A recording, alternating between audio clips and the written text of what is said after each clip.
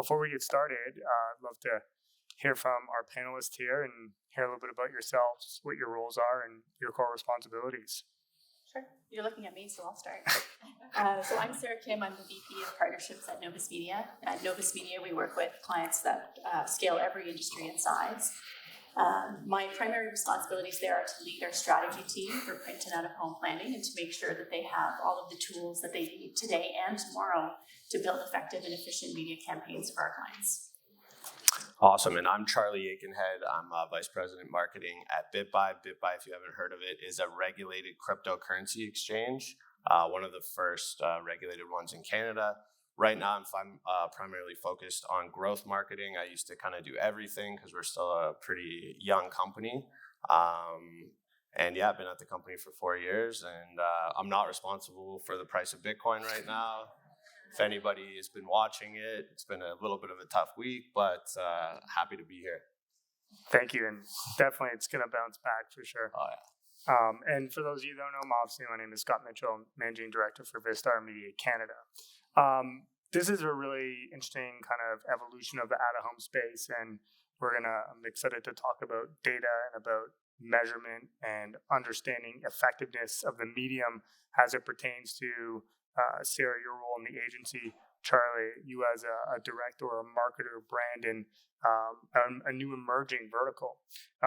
And as marketers in this section, and obviously as agency, I think a great place to start is to understand what some of your challenges are that you're facing now. Yeah, so with digital out-of-home being fairly new to the media mix for many of our clients, one of the larger clients' challenges that we face consistently is about measurement in the space and measurement that's appropriate for the client and appropriate for the campaigns that they're doing. So that's certainly one of our biggest challenges. The other challenge is, of course, education. Everybody knows out-of-home. It's one of the oldest mediums. We know what billboards and signs do for a marketing plan, but we don't understand how lower funnel measurement techniques and strategies can feed into this traditionally awareness medium. So educating clients about digital out-of-home, what it is and what it's not, is a really big part of my role today. Mm-hmm. And I think we'll touch a little bit later on as we go through the discussion about education. But Charlie, I'd love to hear from you. Yeah, I mean, so we face a lot of measurement challenges as well. Obviously, cryptocurrency is such a young industry. So, there's just not a lot of data out there that can tell you how our customers are going to, behave over a longer period of time.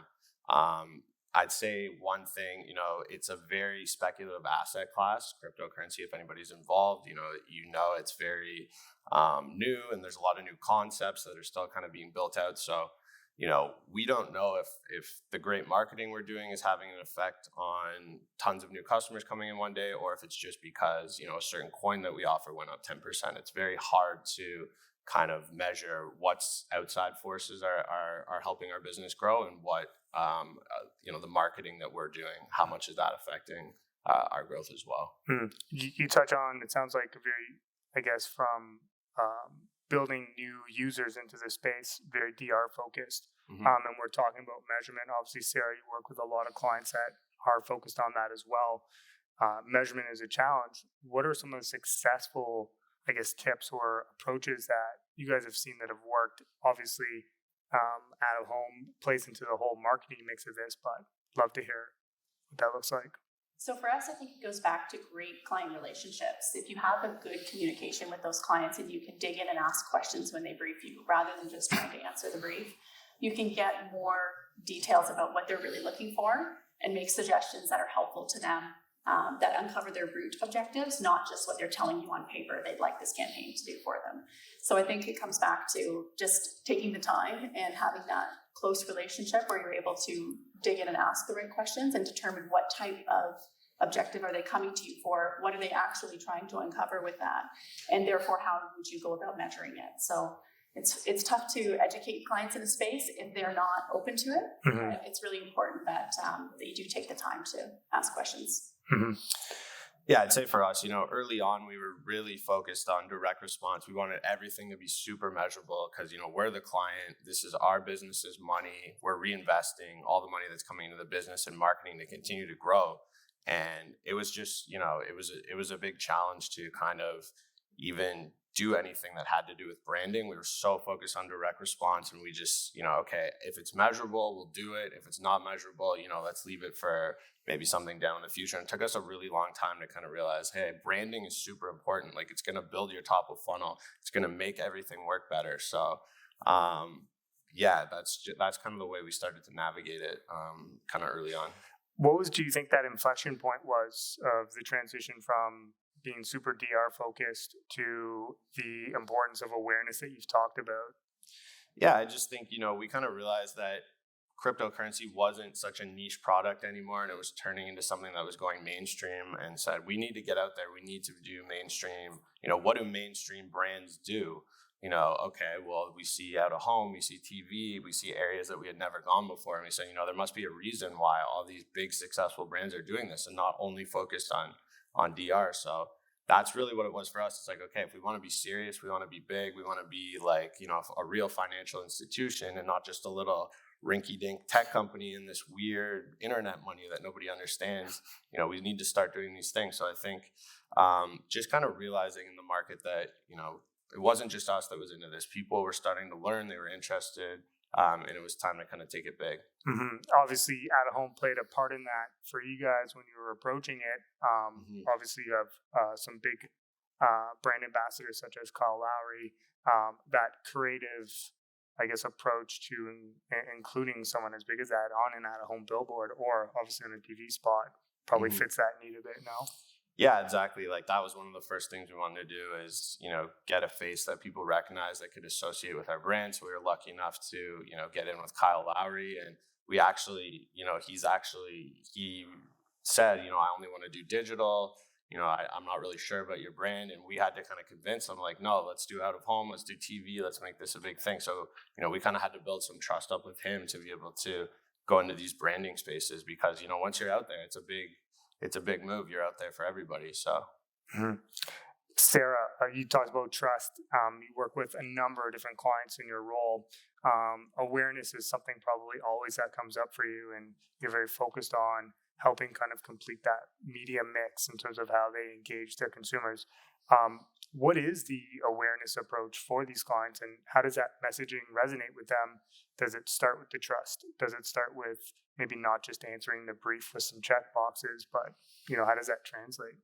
Yeah, so awareness is always a good place to start when you're thinking about at home. You're talking to one-to-many. It's not a one-to-one conversation in out of home, and it never really has been. So it's really important that the brief fits the solution in these cases. So yes, a lot of our clients come to us traditionally for awareness. They have a new product launching, or they have a consistent annual marketing campaign that includes out of home.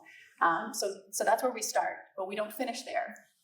Programmatic out of home has really opened up the doors to allow us to do more with out of home and really help clients understand this. Yes, you've come to us for branding, but you have some other brand challenges that can be solved in unique ways too, using programmatic digital out of home. So educating them in that space, taking it from more than the initial brief into a creative media solution that's really going to check all the boxes.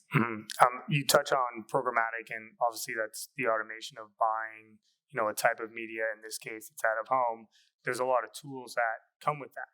You think of data, we've talked a little bit about measurement, but what is your perspective on some of these tools, such as data, in terms of it's taking the ability to use out of home as a branding tool or a more awareness tool and start to move it down that funnel a little bit?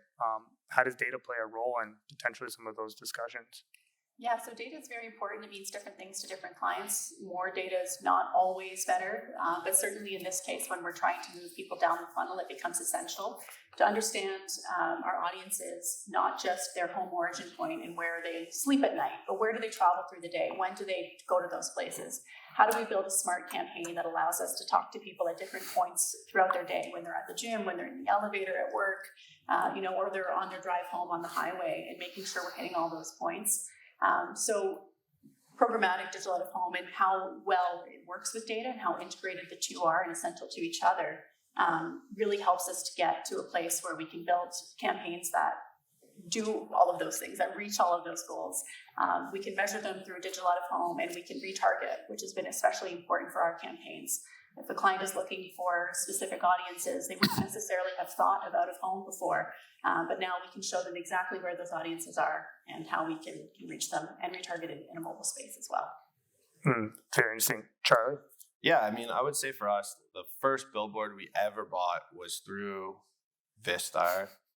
Cheap plug, but you know, we never really thought about doing a static billboard because we just didn't have the time to do the research and figure out exactly where it was. We wanted something that was kind of easy to understand from our perspective, and since we were so focused on digital acquisition, you know, Google, Facebook, the regular channels that, you know, we're used to those tools, we're used to those terms, audience building, those types of things. I think it really helped us when we discovered, hey, you know, we can go into this new medium and there's some data there that we'll be comfortable with. It can tell us a little bit more of a story than, you know, just going in blind, buying a billboard and hoping your audience is there. So I think data really helped. The data that's offered in digital out of home really pushed us towards the medium a little bit. And in general, I'd say, you know, data is great. We use a lot of it. But you know, we love our own first party data more than anything, because in a new industry like ours, there's a lot of people trying to tell you, hey, I got 5 million crypto buyers in Canada, and I just, you know, we know that doesn't exist. We can see all the data ourselves. So you know, if it's third party data, making sure that it's the right third party data that really makes sense and is actually, you know, believable, I think really is where we're at. Yeah, so the common theme obviously is data is like a thread that's helping marketers and agencies continue to reach consumers across a number of different channels. Charlie, in your case, you guys love your first party data. What kind of synergies do you share between an online digital data audience? So if you think of how you would describe, you know, a crypto person through like a digital essence versus a more of an awareness one, do you try and pair those up as best as possible or bridge that gap? Yeah, we definitely do. You know, we try to use some tools that can kind of match our offline behavior with our consumer behavior on our site. So yeah, I'd say it's something that we're trying to build out. We really have started to take data seriously this year because just the last, you know, call it 24 months has really been the huge growth curve of the industry here in Canada. So we actually have like real data that we can work with. So I think we'll be doing a lot more of that, you know, in the next couple of years as we actually have some data sets to work off of now. For sure. And Sarah, you guys have a bit of a hybrid planning approach. You work very, very focused on the out-of-home industry and the media versus with static and with digital. You talked a little bit about device ID, passback, or like mobile retargeting. What kind of synergies do you try and share between both of those channels? There's a balance, right? They're not the exact media. Yeah, absolutely. And it's not always even the same teams that are working on them on the client side, which is a bit perplexing in some cases. But yeah, as much as we can, we like to try to integrate and understand. That's why I'm saying when we're talking to clients and asking them questions about what their total goal is, not just their goal for out of home, what are you trying to do with this media plan in totality, not just the piece that my team is working on and handling and buying. Trying to understand that really lets us uncover opportunities where we can retarget, where we can get smarter, where we can use, you know, connected TV in some cases and mobile to make sure that our out-of-home digital creative is used in more than one area. And really provides a nice, well-rounded reach and frequency on the entire campaign and not just the piece that we're looking at. Data, obviously important to understanding audiences, enhancing delivery. There's a balance in terms of how do you balance performance goals with that then? What are the check boxes that need to be hit in order to continue to talk about the use of these tools through this medium? Do you want to go? Yeah, go ahead. Yeah. So in this case, because we're working with the client teams, it's up to them to decide how much of their marketing budgets are branding versus are going to be performance. So we don't have the final say in that. But I do think it's really important that when we're using data, we're understanding where it's additive and where it's not. And I think like programmatic, it can sometimes be a bit of a dirty word for some marketers where they're nervous about them, like, yeah, everybody's selling me data, everybody has data. So it's really important that you understand what the data is and where it comes from. And that's something that we do uniquely well at Novus, I think, where we have our first party data coming from clients where they understand their customers. We're creating lookalike audiences for them based on actual sales or actual foot traffic. And then we're also using a variety of third party that we're able to create a customized audience for them that keep their data costs from being overinflated and make sure that they are true data, just like as you were saying, Charlie, you have people that approach you all the time with data that you know doesn't exist. So we work really hard with our clients to understand what that perfect mix is. Yeah, for us, it's super hard to make that balance, performance versus brand, because, everybody wants those results that you can see in the daily reports. Okay, this person clicked on this ad, signed up. That's what everybody wants at, the higher level of the company. And so it's taken, it's still a battle for us to sell through performance versus brand. But I really, really believe that we saw such better performance on our performance media once we started doing branding. Once people were like, okay, I know who that company is. I've seen their TV ad. I've seen their billboard. I trust them. I can convert. Like, I know they're real. So I think it's like in new industries, I think branding really legitimizes you more than almost anything else. Is just, really committing to it and spending those dollars that aren't directly measurable. I think it really pays off. So I'm fighting the good fight to keep branding, How many other marketers fighting that good fight? I like it. That's great. And I think we think of data in the online space, it's a cookie. And there's lots of discussions of coming around of the cookies obviously diminishing and kind of moving away.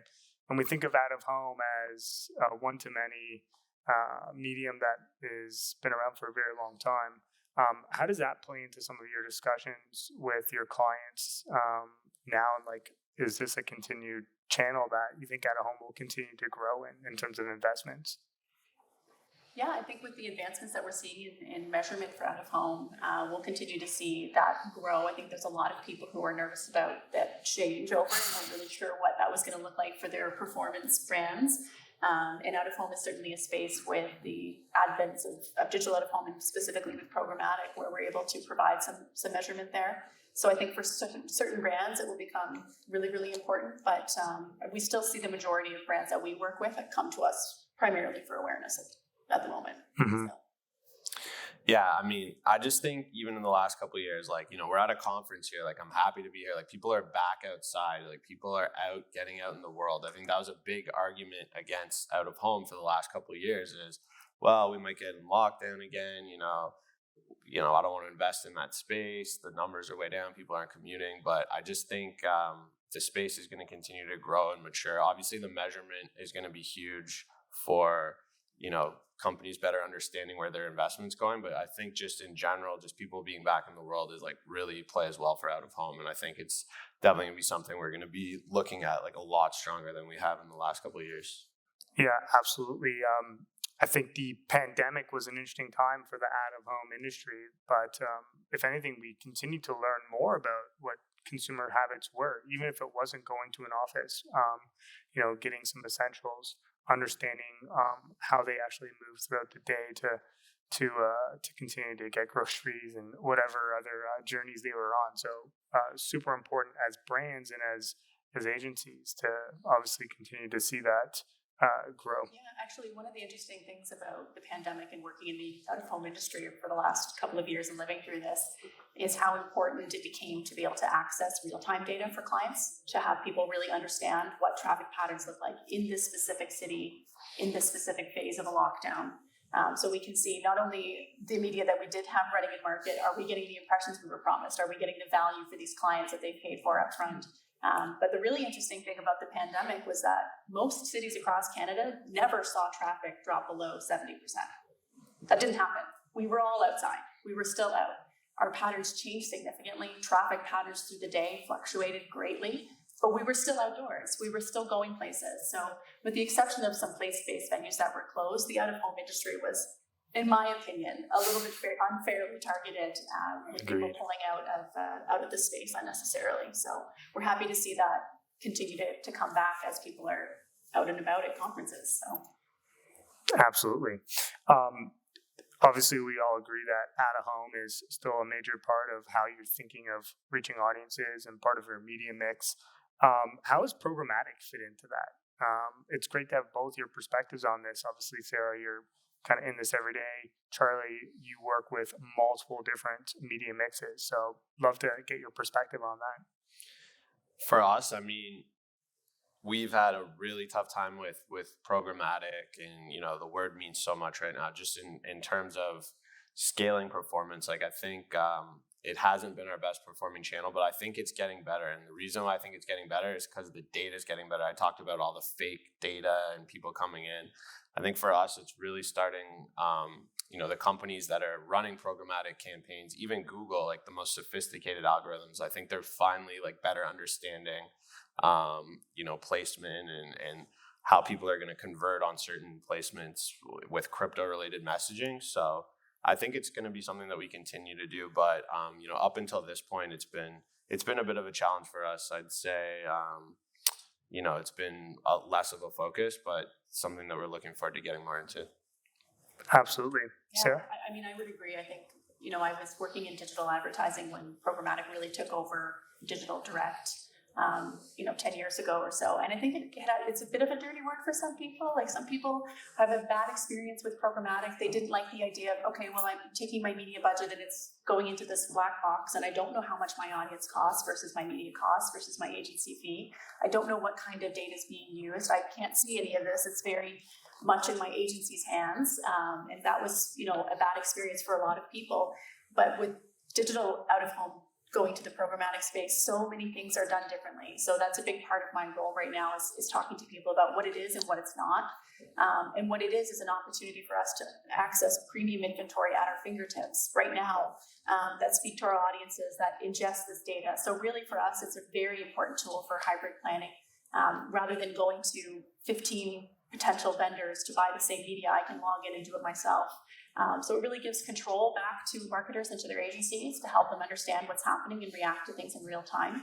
And I think that's probably, after living through the pandemic in the out-of-home industry, one of my favorite things about programmatic is that we can make those shifts, those pauses, those cancels. We can change things at a moment's notice. We're not locked into an annual contract. So I love the flexibility of it. I love the opportunity that it provides to make smarter and more efficient media buys. I was talking about programmatic digital, by the way. I don't want to get kicked off the stage. I like programmatic out of home. Very different. We like you too. No, those are two really great perspectives to share on that. Sarah, I mean, you see this from like a multi-client perspective, and each of these education of where the clients are at with understanding this marketing mix is very different. We talked about education a little bit earlier, and I think this is a great kind of spot to transition to that. But what is the education needed when we think of including programmatic into the out of home in that whole sentence? Where are we at? Where are you at with that? And Charlie, you do as well, but go ahead, Sarah. Yeah, it can be a bit of a slow process depending on how eager clients are to learn new things or to change their habits. We have clients that have been buying out of home, for 100 years and will buy for 100 years more. And then we have other clients who are new to the space and are coming in purely because programmatic is an option, because they can measure,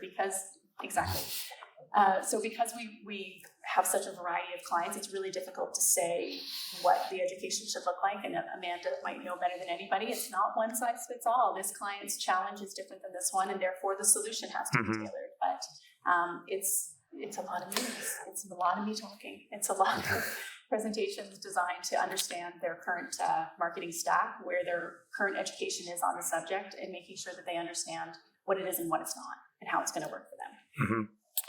Yeah, I would say, as I mentioned earlier, I think for us, we'd never bought a real billboard or a static billboard, whatever you want to call it, before. So we went straight to programmatic. I think it really helped bridge the gap for people to understand what it was and how we could measure it. I think it's something that we're definitely going to continue to do.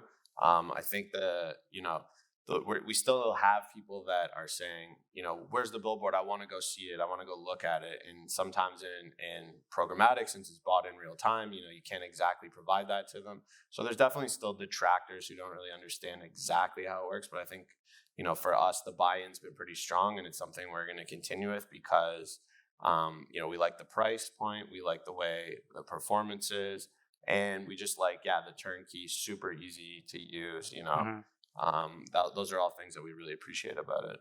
For sure. If you had to tell your senior leadership team and yours as well, to get a brand to consider programmatic at a home, what would you start with? What would you say? I mean, it would depend on the brand, right? I work with about 94 different clients. Well, we got some time.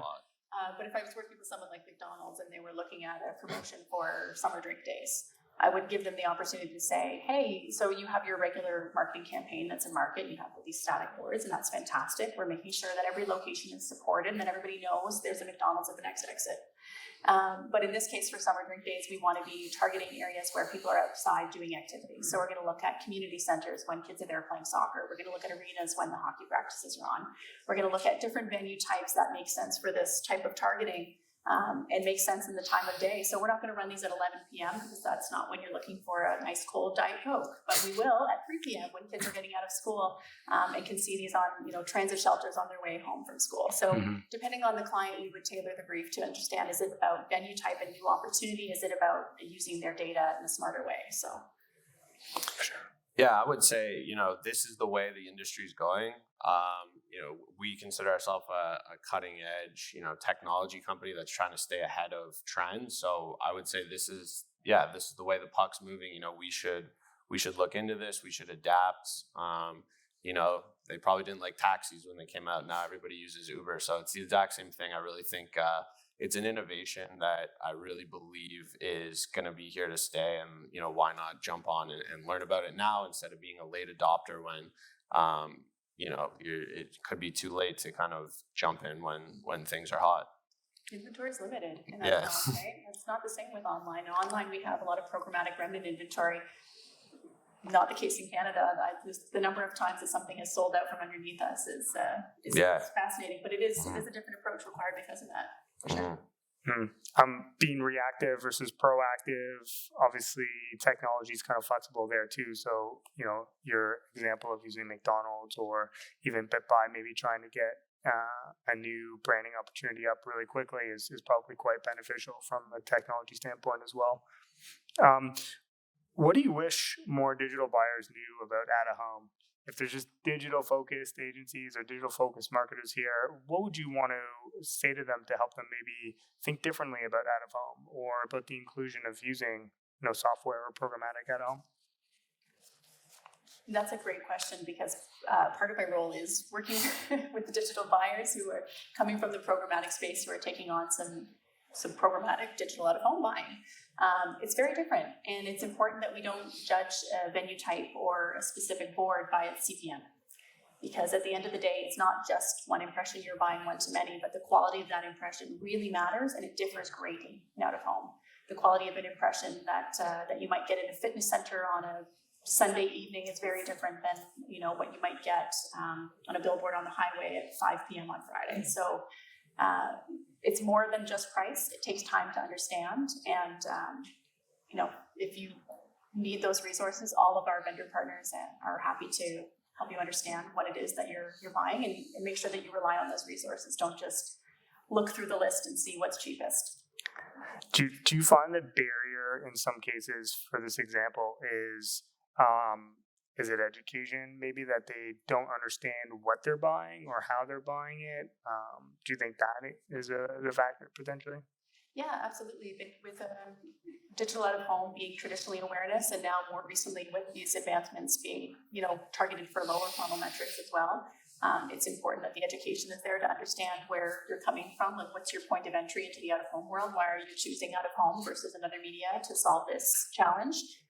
Certainly the education on this space is really important for buying. It's not just about going in and getting the most impressions for the least amount of money.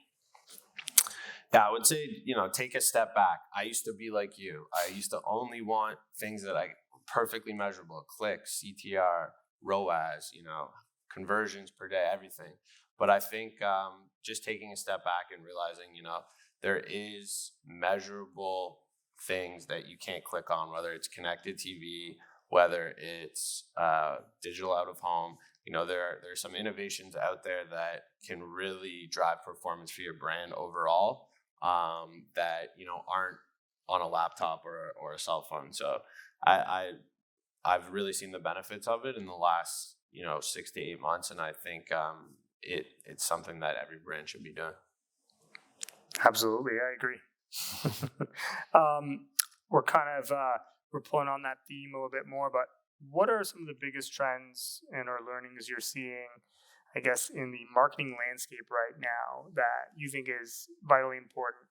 Sarah, you're on the agency side. You're hearing lots of briefs and different clients coming through, different asks. Charlie, you're obviously a marketer there as well. But what are you seeing or hearing in the landscape now?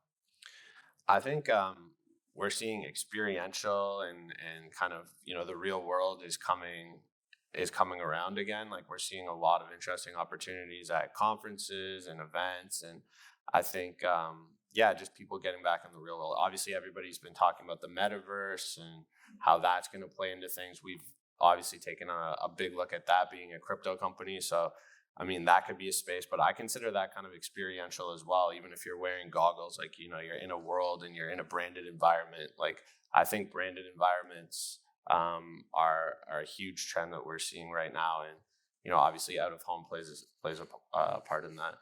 Mm-hmm.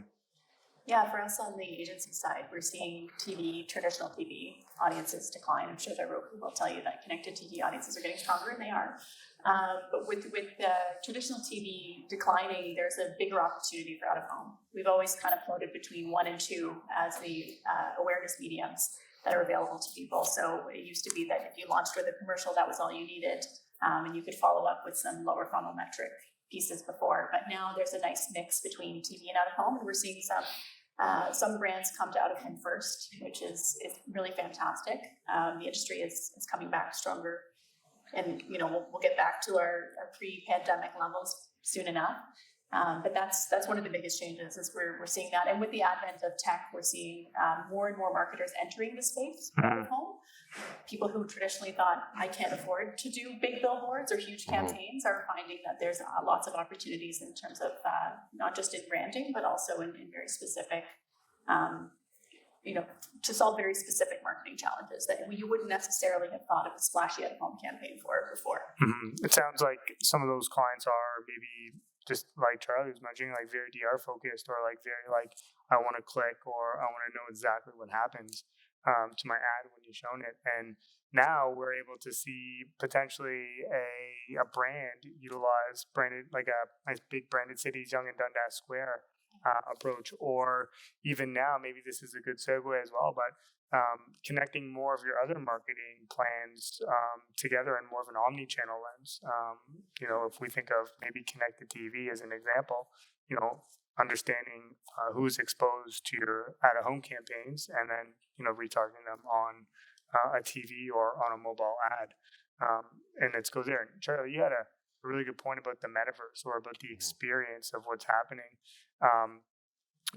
Do you think that there's more connectivity that could continue to happen between some of those experiential plans that you're putting into place with your digital marketing or your marketing mix? Like, I'm still waiting for that scene from Minority Report where he walks around with the phone and the billboard starts talking to him. Like, I think that's going to happen. Probably 17 privacy laws that are going to block it, but I honestly believe that that's the way we're headed. So whether it's the metaverse that bridges that gap, where they look at your Facebook account and what you interact with on Facebook, and then it goes through your Oculus and it starts giving you things. Like, I think that's coming personally. But yeah, I think the possibilities are endless there, because we know the technology exists to do that. Like, it's just a matter of, will companies let it happen? Will governments let it happen? All this connectivity. But I think we're going to go there. Definitely. You talked about Minority Report. We currently don't do that, but Charlie's vision for the future is well, that'd be very exciting. But Sarah, out of home, you guys live and breathe it every day. What's one thing you would want to see change, or wave a magic wand, and it's going to be created tomorrow that would add benefits to the clients that you work with, to your agency? What would that be? I would love if someone could figure out exactly how to measure impact. I know we have brand lift studies. I know that those can be incredibly helpful to understand, differences in brand lift or consideration pre and post exposure to the campaign. But I'd love to know exactly how much I should be paying when I've been young and done this versus what I am paying. I'd love to understand how that filters into the rest of the marketing channel, because I think that a lot of media mix modeling studies really only look at out of home for awareness. They really only consider it for branding and for massive reach. But knowing that we have all of these other opportunities that exist now to get very specific in the audiences that we're targeting, where we're targeting them, I'd love to sort of solve that measurement crunch. We're on it. We're going to create the minority report thing. I'd love to see that too. Better measurement. I think, better measurement, connecting everything that we're doing. Pricing is a big thing for us too.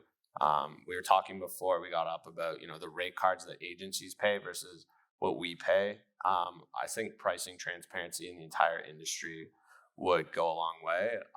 It might ruin some agencies, view of the world, but just as a direct marketer, knowing what we're up against, knowing who's bidding against us for certain placements and what they're paying, I think that'd be huge for the entire industry. Yeah, I mean, programmatic does give you some of that transparency, right? Like if you're operating in real time versus private marketplace deals, you'll have some understanding of what you're paying versus the market. But yeah. Great. Well, thank you guys for having this discussion with us. It was lovely chatting with you. I think the future of out-of-home continues to grow, and we see ad tech kind of continue to come into the space and enhance the ability of marketers and agencies, like our partners talk about that now. But the future is very bright for out-of-home. We have about 5 minutes left. Maybe we can open it up for Q&A if there's any questions. Nice catch. So my question is for Charlie. I've been working in performance marketing for about 8 years now. And I've worked on majorly app-based marketing campaigns that needed universal app campaigns on different levels, targeted for different events in the journey. And also YouTube as a measurement, as a type of inventory that we used.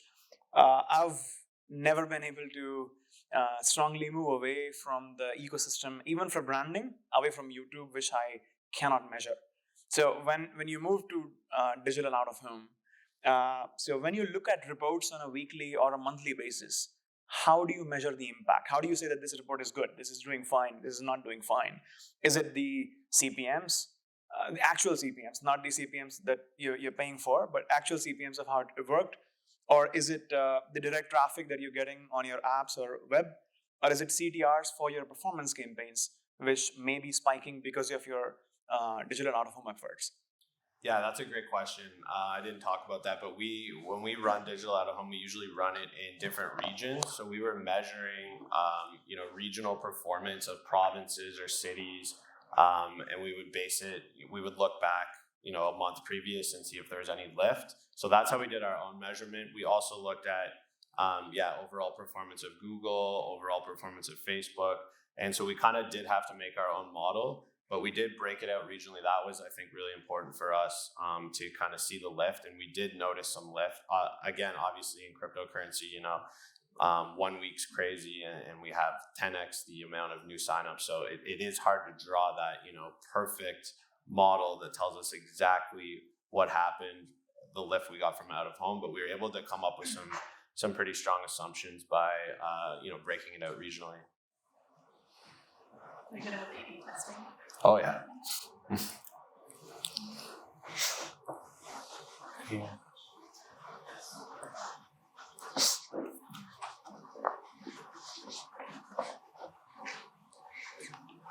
Thank you. My question is for Sarah, just to understand a little bit more about the programmatic outdoor buying. How much of integration goes into the analysis of the data that you have? So from the data, am I able to see what other channels, whether it's connected TV or social media or digital, what is driving or what is leading to the visibility or the followership on the digital out-of-home sites? Where is the link? How much of integration goes on between these various data sources? Yeah, so you're asking about the integration between the different channels with the digital links? Yes. So in my case, my agency specializes in out-of-home. So we work with other client teams that measure their own spaces as well. So when it comes to the data, it really depends on how much first-party data we're able to use to build those segments in the first place, and where that's coming from, to be able to see how it's measured in other areas as well. The answer is, unfortunately, it depends. It really is client-specific, campaign-specific, how much we're able to integrate our results into the total media plan's results. So in our case, when we're measuring digital out-of-home, we're usually looking at brand lift, at foot traffic studies, or sales increases that are, measurements that are given back to us by client or verified through partners like Vistar. Okay, thank you. And just related to that is, and how do you make access to the data available? As a client, I can go on social media, on digital, and decide on where I want to buy. For digital out of home, do you make that decision, or is the client able to have access and make those decisions themselves? Yes, they would. In most cases, the clients I'm working with are paying me to worry about that. So in a lot of cases, they're asking our team to make sure that we're on top of it and we're looking at that on a day-to-day basis. But yes, theoretically, there would be no reason not to be able to show them exactly what is going in.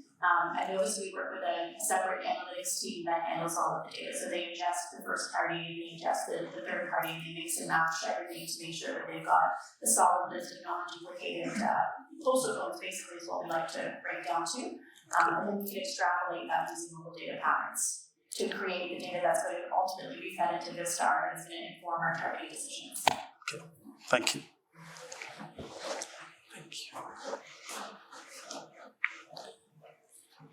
Any other questions? Great. Well, thank you, everyone. Thanks, everybody.